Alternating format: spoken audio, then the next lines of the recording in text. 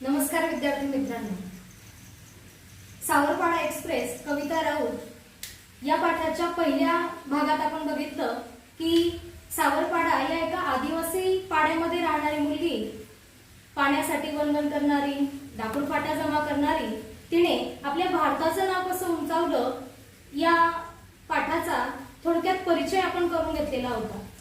सर्वप्रथम नाशिक जिल्हास्तरीय शालेय क्रीडा स्पर्धेमध्ये तिने धावण्यात प्रथम क्रमांक मिळवला। त्यावेळी तिच्यात कोणतं कौशल्य आहे हे विजेंद्र सिंग यांनी ओळखलं। तिच्यात जे कौशल्य होतं त्यासाठी त्यांनी भोसला मिलिटरी स्कूलच्या मैदानावर तिला धावण्याचा सराव देण्यास सुरुवात त्यांनी केलेली होती आणि गांधीनगर या ठिकाणी जी स्पर्धा झाली धावण्याची त्यावेळेला कविता राऊतने रौप्य पदक मिळवून यशाला सुरुवात केलेली होती।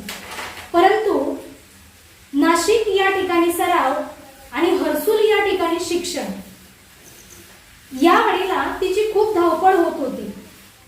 तिची धावपळ बघितल्यानंतर विजेंद्र सिंग यांनी 11वी साठी भोसला मिलिटरी कॉलेजमध्ये तिचा प्रवेश मिळवून दिला होता।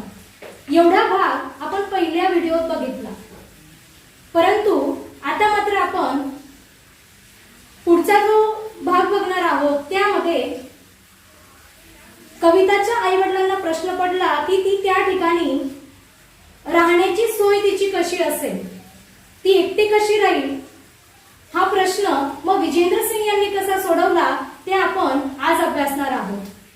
आणि कविताने एका पाठोपाठ एक असं यश कसं संपादन केलं, तिच्या गावाला तिचा अभिमान कसा वाटतो, ती इतर मुलांना कशा पद्धतीने इतर मुलं तिला आदर्श कसे समजतात ते आपण बघणार आहोत। कविताच्या आईवडिलांना प्रश्न पडला की ती राहणार कुठे। विजेंद्र सिंग यांनी तो प्रश्न सोडवला। 24 ऑक्टोबर 2002 पासून पुढील 5 वर्षे ती त्यांच्याच घरी राहिली। स्वतःचा एक मुलगा आणि एक मुलगी असलेल्या सिंग दाम्पत्याने आपली दुसरी मुलगी म्हणून कविताचा सांभाळ केला। आता बघा, विजेंद्र सिंग यांनी सरावासाठी तिला मदत केलेलीच होती, परंतु आई वडिलांची बिकट परिस्थिती असल्या कारणाने ते वसतिगृहाचा एवढा खर्च कविताचे आई वडील यांच्याने पेलला जाणार नाही, म्हणून विजेंद्र सिंग यांनी आपली स्वतःची मुलगी समजून तिचं पालन पोषण केलेलं होतं। ती त्यांच्याचकडे 5 वर्ष राहिली।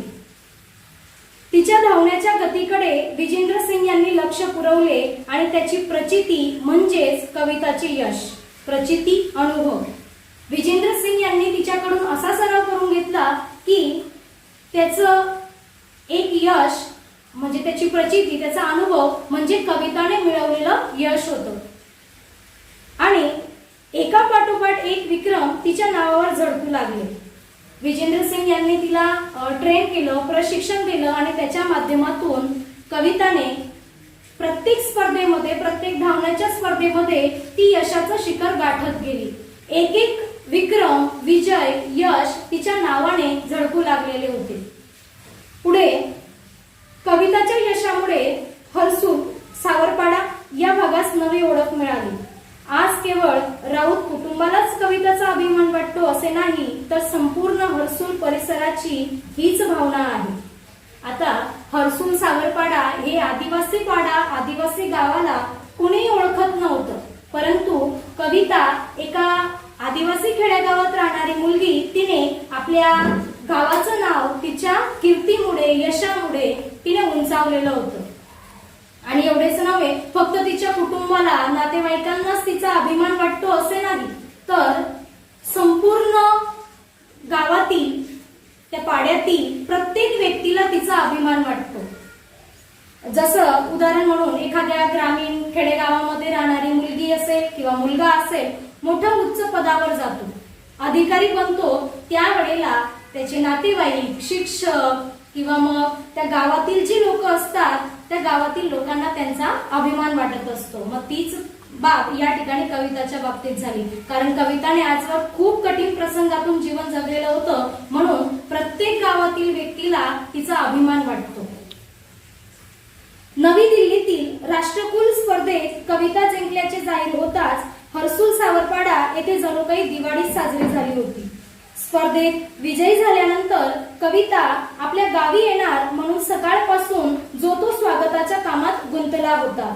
आता बघा 2010 मध्ये दिल्ली या ठिकाणी राष्ट्रकुल स्पर्धा झाली आणि त्यावेळेला कविता राऊत त्या स्पर्धेमध्ये विजयी झाली आणि त्याचा अभिमान किंवा आनंद त्या गावातील लोकांना इतका आनंद झाला की जसं दिवाळी हा सण आपण मोठ्या आनंदाने साजरा करत असतो, फटाके कुणी फोडतात, कुणी गोडधोड पदार्थ घरी बनवतात, मग त्याच पद्धतीने प्रत्येक गावातील व्यक्ती आनंदामध्ये सहभागी झाली होती आणि तिचं स्वागत करण्यासाठी, तिचं कौतुक करण्यासाठी, कविताचं कौतुक करण्यासाठी जणू काही त्या गावामध्ये एक प्रकारे ती दिवाळी साजरी करत होते. कविताचे कौतुक करण्यासाठी गावोगावचे लोक हजारोंच्या संख्येने उपस्थित झाले होते. लेकीभोवती निर्माण झालेले वलय, तिला सत्कारासाठी घेऊन जाण्यास येणाऱ्या आलिशान गाड्या, पत्रकारांचा गराडा यामुळे आपली लेक लई मोठी झाली याचे समाधान तिच्या आईच्या डोळ्यांमध्ये सहज वाचता येत होते. आता बघा गावोगावचे लोक म्हणजे हर्सुल सावरपाडा या गावांव्यतिरिक्त आजूबाजूला असलेली जी काही लहान लहान गावं होती, खेडी होती, त्या खेड्यांमधून अनेक हजारोंच्या संख्येने लोक कविताला बघण्यासाठी, तिचं कौतुक करण्यासाठी, सन्मान करण्यासाठी एकत्र त्या गावामध्ये जमलेले होते. आणि एवढेच नव्हे तर त्या गावामध्ये मोठमोठ्या आलिशान गाड्या तिला घेऊन जाण्यासाठी सुद्धा आलेल्या होत्या आणि पत्रकारांचा गराडा पडलेला होता. गराडा म्हणजे पत्रकारांनी तिला घेराव केलेला होता. माणसांची गर्दी त्या ठिकाणी जमलेली होती. आता हे जे पत्रकार असतात, ज्या वेळेला कुणीतरी चांगलं कार्य केलेलं असतं तर त्या व्यक्तीची बातमी छापण्यासाठी किंवा देण्यासाठी त्यावेळेला ते पत्रकार त्या ठिकाणी आलेले असतात. म्हणून कविताची बातमी देण्यासाठी त्या ठिकाणी पत्रकार देखील आलेले होते आणि एवढ्या तिच्या लेकीभोवती म्हणजे तिच्या आईला वाटतं की आपल्या मुलीभोवती जे काही कीर्तीचं वलय निर्माण झालेलं आहे, वलय म्हणजे इथे अर्थ होतो कीर्ती, मुलीने जे काही नाव मिळवलेलं होतं, कीर्ती मिळवलेली होती, त्यामुळे तिच्या आईला सुद्धा तिचा खूप अभिमान वाटतो आणि तिची आई म्हणते की आपली मुलगी खूप मोठी झालेली आहे. कारण तिच्या यशामुळे, तिच्या कीर्तीमुळे तिच्या गावाचं, तिच्या आई वडिलांचं नाव सर्वदूर त्या ठिकाणी पसरत होतं. कविता बंगळुरू येथे विशेष प्रशिक्षणासाठी गेली असताना रोज किमान एकदा तरी आईशी फोनवरून बोले. यावरून त्या मायलेकीचे गहिरे नाते दिसून येते. आता बंगळुरू कर्नाटक राज्याच्या राजधानीचं हे शहर. मग कविता राऊत ज्या वेळेला विशेष प्रशिक्षण ट्रेनिंग घेण्यासाठी ती बंगळुरू या ठिकाणी जाते आणि मग आपली मुलगी एवढ्या लांब त्या ठिकाणी गेलेली आहे म्हणून कविता तिच्या आईला आणि कविताला एकमेकांमधलं जे काही जिव्हाळ्याचं नातं होतं ते या ठिकाणी दिसून येतं. गहिरे किंवा घट्टे नाते त्यांच्यामध्ये होतं आणि कविता राऊत आपल्या आईशी दररोज किंवा फोनवरून तरी बोलत असायची. कविता सांगते, आईशी बोलल्यावर मनाला वेगळंच समाधान वाटतं. दिवसभरात जे झालं ते सर्व मी आईला सांगते. माझ्या त्रासाबद्दल मात्र तिला मी काहीच सांगत नाही, कारण ते ऐकून आईला उगीच वाईट वाटत राहतं. आता बघा समाधान तिला ज्या वेळेला ती बंगळुरू या ठिकाणी राहते, अतिशय लांब ती गेलेली असते, खेड्या गावामध्ये राहणारी ती मुलगी, परंतु बंगळुरू या ठिकाणी ज्या वेळेला ती जाते आपल्या कुटुंबापासून, आईपासून ती लांब राहते, त्यावेळेला ती आईशी फोनवरून बोलायची आणि दिवसभरामध्ये जे काही घडलं असेल, मग आनंदाचे जे प्रसंग असतील ते आईला सांगायची. पण आईला मात्र तिला जो काही त्रास होत असेल, ज्या काही अनेक अडीअडचणी येत असतात, समस्या येत असतील, ती आईला मात्र सांगायची नाही. कारण आईला विनाकारण दुःख होऊ नये, वाईट वाटू नये यासाठी फक्त चांगल्याच गोष्टी ती फोनवरून आईला सांगत असायची. कविता हळवी आहे, हळवी, मनाने कोमल.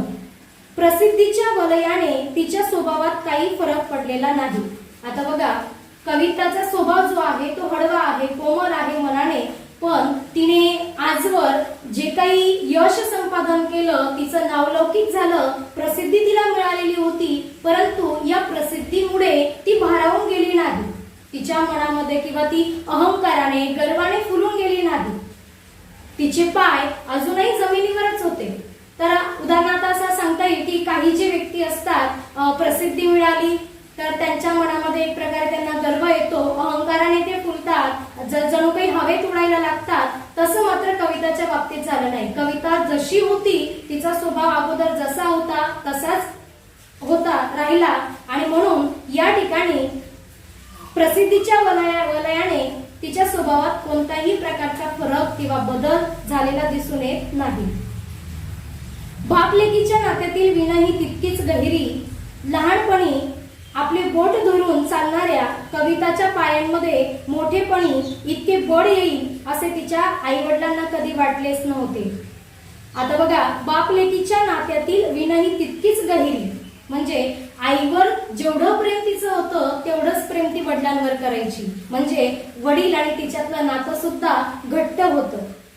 आणि तिचे आई वडील म्हणतात की लहानपणी आपलं बोट धरून चालणारी कविता, असं वाटलं नव्हतं तिच्याकडे बघून की ती आता आंतरराष्ट्रीय धावपटू बनेल आणि आपलं नाव उंचावेल. कारण खूप बिकट परिस्थितीतून तिने आपलं यशाचं शिखर गाठलेलं होतं. म्हणून तिच्या पायांमध्ये मोठेपणी एवढं शक्ती येईल, बळ म्हणजे शक्ती येईल असं तिच्या आई वडिलांना वाटलं नव्हतं.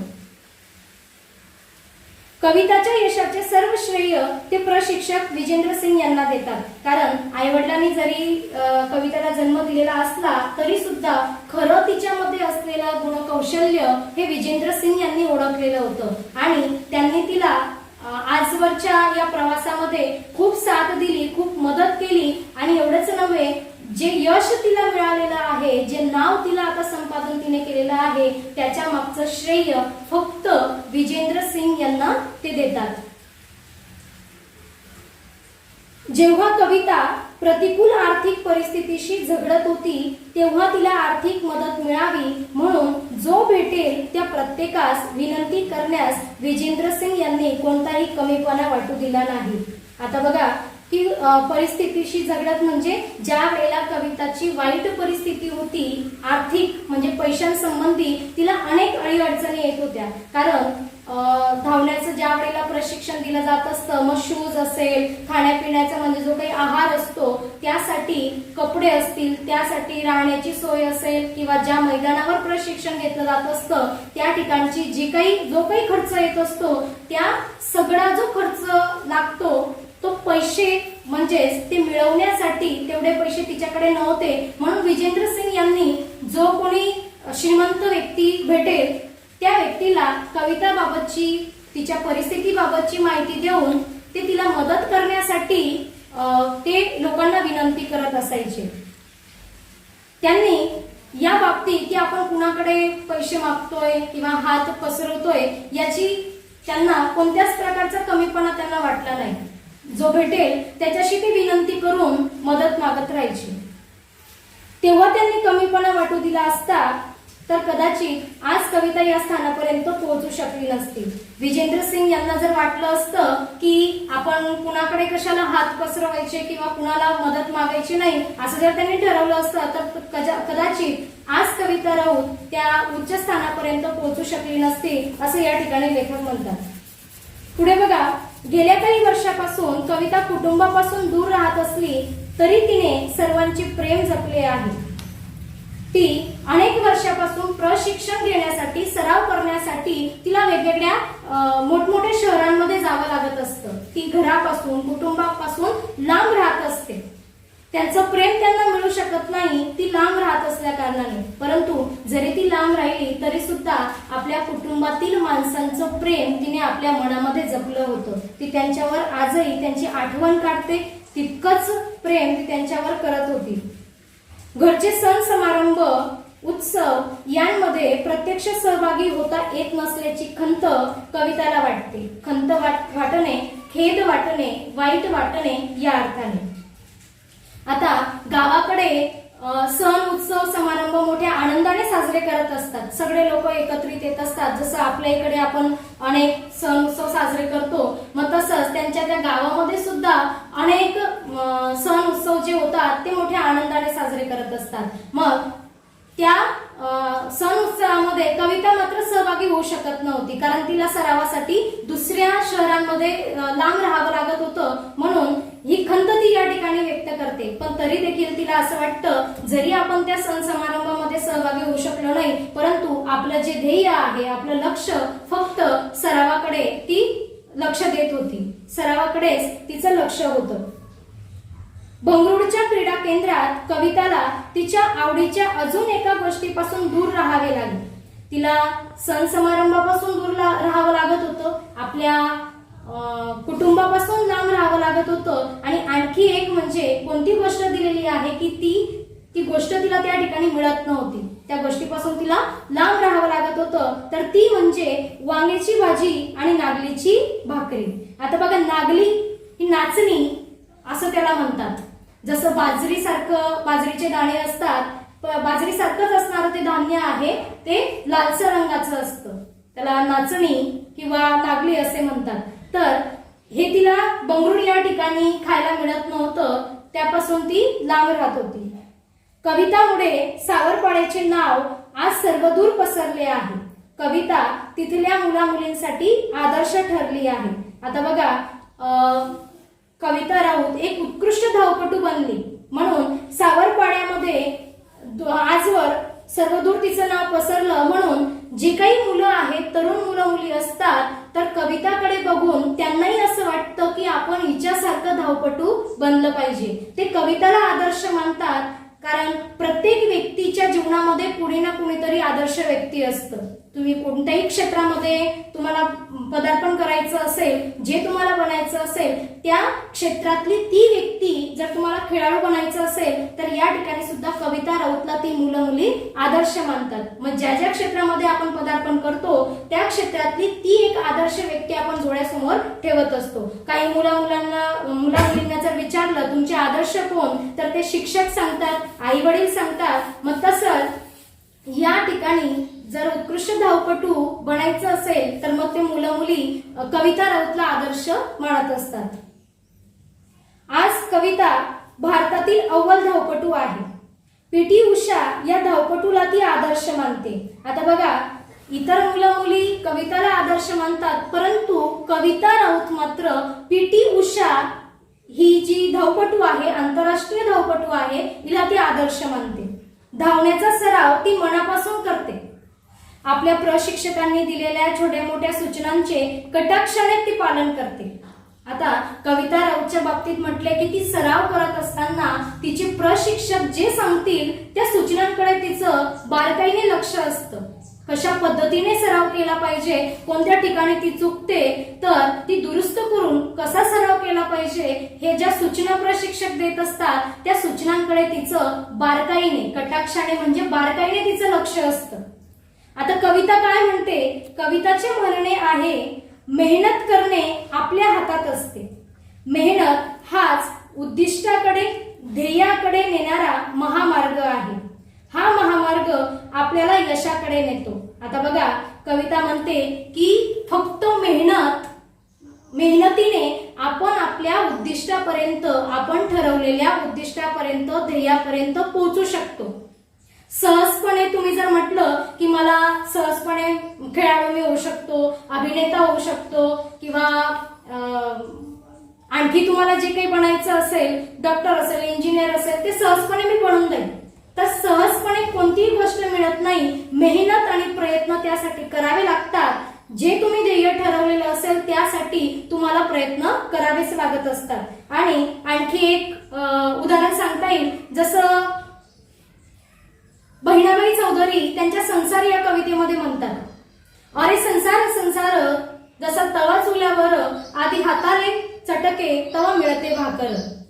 जोपर्यंत हाताला चटके लागल्याशिवाय, म्हणजे तुम्ही कष्ट केल्याशिवाय, मेहनत केल्याशिवाय कोणत्याच यश किंवा फळ तुम्हाला मिळू शकत नाही. कष्ट आणि मेहनतीने, प्रयत्नांनी तुम्ही ठरवलेलं जे काही ध्येय असेल, उद्दिष्ट असेल, जे स्वप्न तुमचं असेल, ते जर पूर्ण करायचं असेल, त्यासाठी प्रयत्न करणं गरजेचं असतं. प्रयत्नांती परमेश्वर असं म्हणतात. मग त्याच पद्धतीने प्रयत्न केले, कष्ट केले, मेहनत केली, तरच तुम्ही तुमच्या ध्येयापर्यंत पोहोचू शकता. मग तुम्हाला ज्या क्षेत्रामध्ये जायचं असेल त्या क्षेत्रात जाण्यासाठी सहज तुम्ही जाऊ शकत नाही, त्यासाठी तितकंच मेहनत हे घ्यावी लागते. म्हणून कविता राऊत इतरांना उद्देशून म्हणते की तुम्हाला जर तुमचं ध्येय गाठायचं असेल तर तुम्हाला मेहनत हाच एक महामार्ग त्या ठिकाणी आहे. तर आपले जीवन आपणच घडवतो. आता बघा, आपल्या हातामध्येच आपलं जीवन घडवण्याची ताकद असते. आई वडील असतील, शिक्षक असतील, ते तुम्हाला वेळोवेळी मार्गदर्शन करतील. तुम्हाला ज्या ज्या काही गोष्टी लागतील ते आई वडील आणून देतील. शिक्षणाच्या बाबतीत जे काही अडीअडचणी असतील ते सोडवण्याचा प्रयत्न शिक्षक करतील. परंतु प्रयत्न मात्र तुम्हालाच करायचे असतात, ते कृतीत तुम्हालाच आणायचं असतं. तुमच्या हातामध्येच तुमचं जीवन तुम्ही कसं घडवतात हे तुमच्यावर अवलंबून आहे. प्रत्येक व्यक्ती तुम्हाला मदत करेल, परंतु तुम्ही त्यातून काय घेतात, किती घेतात हे तुमच्यावर अवलंबून असतं. कोणत्याही खेळाडूसाठी शारीरिक तसेच मानसिक तंदुरुस्ती ही महत्वाची असते. जो काही खेळाडू असतो त्या खेळाडूसाठी तो शरीराने बळकट असायला हवा, तर फक्त शारीरिकच तंदुरुस्ती असायला हवी असं नाही, तर तुम्ही मनाने देखील तेवढेच तंदुरुस्त असायला पाहिजे. तुम्ही खेळण्याचा सराव करताय आणि शेजारी जर बघितलं तर तुम्ही म्हणाल की या व्यक्तीकडे सगळं आहे, तो शरीराने तंदुरुस्त आहे, मग त्याच्याकडे चांगले कपडे आहेत, त्याच्याकडे चांगले शूज आहेत आणि तो चांगल्या प्रकारे पळू शकतो. ही मानसिकता जर तुम्ही स्वतः अगोदरच तयार करून घेतली, तुमचा आत्मविश्वास तुमच्यामध्ये नसेल, तुम्ही फक्त दुसऱ्यांचं अनुकरण कराल की ही व्यक्ती असं करते, ती व्यक्ती तशी करते, माझ्याने ते होऊ शकत नाही, असं जर तुम्ही मनामध्ये अगोदरच तुमची मानसिकता तयार करून घेतली तर तुम्ही ते धावण्याच्या स्पर्धेमध्ये यशस्वी होणार नाही. म्हणून जेवढं तुम्ही शरीराने तंदुरुस्त राहाल तितकंच मनाने देखील तुम्हाला तंदुरुस्त तुम्ही असायला हवं. मग तो खेळाडू हा मनाने आणि शरीराने तंदुरुस्त असायला हवा. कविता सरावात कधीच कसूर करत नाही. कसूर, चूक किंवा दुर्लक्ष, ती सराव करत असताना कोणत्याच गोष्टी तिच्या सराव करत असताना ती कोणत्याच दुसऱ्या गोष्टींकडे लक्ष देत नाही. फक्त सरावाकडे तिचं नियमित ती सराव करत असते. आज कंटाळा आला, आज सराव करायचा नाही असं म्हणून उद्या करू असं आजचं काम उद्यावरती सोपवत नाही किंवा ढकलत नाही. आजचं काम ती आज करते, सरावाकडे ती बारकाईने लक्ष देत असते. कविताची इतर झगमगाटी गोष्टींकडे लक्षही नसते. खेळाचा सराव चालू असतानाच यशवंतराव चव्हाण महाराष्ट्र मुक्त विद्यापीठामुळे तिच्या शिक्षणातही खंड पडला नाही. आता बघा, इतर ज्या गोष्टी असतात की आपण असं राहिलं पाहिजे, असे कपडे घातले पाहिजे किंवा इतर ज्या काही गोष्टी असतात त्या गोष्टींकडे तिचं लक्ष नाही. तिचं लक्ष फक्त सरावाकडे आहे. आणि सराव सुरू असतानाच, खेळाचा सराव सुरू असतानाच यशवंतराव चव्हाण महाराष्ट्र मुक्त विद्यापीठामुळे तिच्या शिक्षणातही खंड पडला नाही. आता यशवंतराव चव्हाण महाराष्ट्र मुक्त विद्यापीठ या ठिकाणी वयाची अट नसते. कोणत्याही मुलीला या ठिकाणी शिक्षण घेता येत असतं. म्हणजे दररोजचे जे काही कॉलेजमध्ये लेक्चर होत असतात, तासिका होत असतात, त्या तासिकेला प्रत्यक्ष न बसता किंवा न त्या ठिकाणी जाता फक्त परीक्षेला त्या ठिकाणी जाता येत असतं. हे फक्त कॉलेजच्या विद्यार्थ्यांसाठी, मुला मुलींसाठी असतं, शाळेच्या विद्यार्थ्यांसाठी नाही. परंतु या कविता राऊतला सुद्धा खेळासाठी तिला वेगवेगळ्या दुसऱ्या गावांत म्हणजे शहरांमध्ये जावं लागायचं, म्हणून तिचं शिक्षण त्या ठिकाणी थांबलं नाही. तर या विद्यापीठामध्ये तिने प्रवेश घेतला आणि त्यानुसार तिचं शिक्षण पुढे चालू राहिलं. तिच्या शिक्षणात खंड पडला नाही किंवा तिचं शिक्षण थांबलं नाही. कविता ही तिच्या जीवन प्रवासाची नायिका आहे. आता आजवरचा तिचा जो काही प्रवास आहे हा तिनेच मेहनतीने, जिद्दीने, तिने स्वतः संघर्ष करून तिने आजवरच्या या प्रवासामध्ये त्या प्रवासाची ती नायिका बनलेली आहे. म्हणजे स्वतःच तिने आपल्या जिद्दीने, मेहनतीने आजवर हा प्रवास ती करत आलेली आहे.